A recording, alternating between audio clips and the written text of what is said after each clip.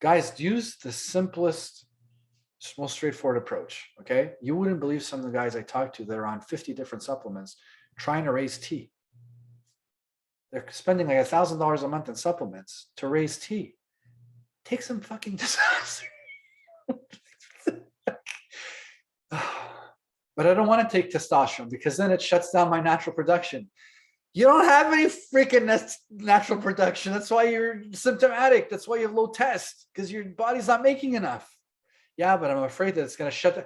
It's fine. Your body wasn't doing it.